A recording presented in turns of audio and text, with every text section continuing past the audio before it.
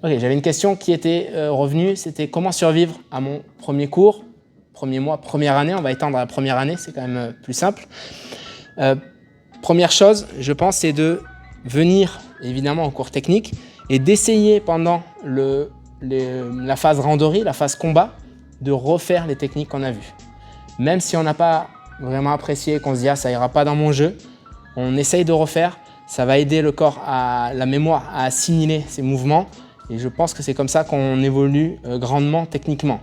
Pareil, ne pas hésiter à regarder pourquoi pas des vidéos si on y arrive et si on arrive à comprendre un petit peu ce qui se passe et à driller des mouvements. Donc pourquoi pas venir sur des créneaux différents si on peut, évidemment selon le club où on est, et driller, quitte à le faire pendant la partie combat au lieu de faire un combat. Vous commencez toujours par 5 minutes de drill sur une technique que vous aimez bien, même si vous l'avez fait 40 fois. Continuez à la travailler, vous allez vous améliorer techniquement. Deuxième chose, ça va être mettre son ego de côté. Ça, c'est difficile, accepter de perdre. On en parlait tout à l'heure. L'ego, voilà, on rentre, on le met dehors, sinon ça fait trop mal. La première année, et encore je suis gentil, on se fait rouler dessus, c'est comme ça. Ça va mettre plus ou moins de temps.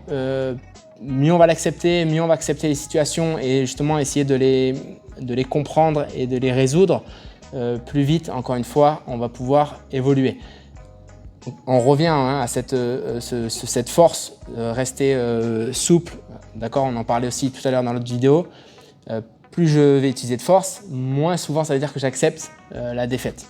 Okay, donc quelqu'un de costaud, qui est très physique, qui va envoyer dans tous les sens, il va peut-être battre la moitié de la salle, mais quand techniquement les autres vont évoluer, lui, ça ne va pas être du tout la même progression. Elle va être beaucoup plus lente, il va finir par se faire rattraper par des plus légers, il va être encore plus frustré.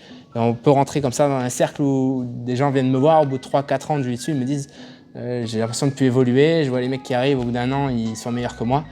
Parce qu'ils n'ont pas réussi à faire cette démarche d'accepter de perdre pendant un temps, de se dire là pendant un an je fais que taper, pas grave, je ne cherche même pas à faire taper, j'accepte. Et j'essaie de corriger mes erreurs.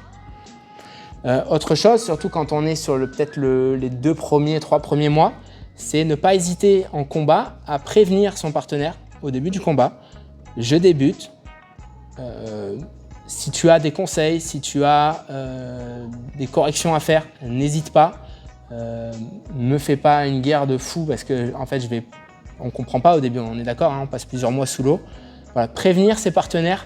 Plutôt que d'arriver alors je sais que des fois on est un peu timide, on n'ose pas le dire, mais quand on dit rien, des fois l'autre en face, même s'il voit une ceinture blanche, il se dit oh lui, tiens je vais me le faire, ça doit faire 1 an et demi, 2 ans qu'il en fait. Alors pas du tout, ça fait 2 semaines. Donc n'hésitez pas à prévenir vos partenaires, ça va vraiment vous aider. Et on est bon. Good, merci les gars.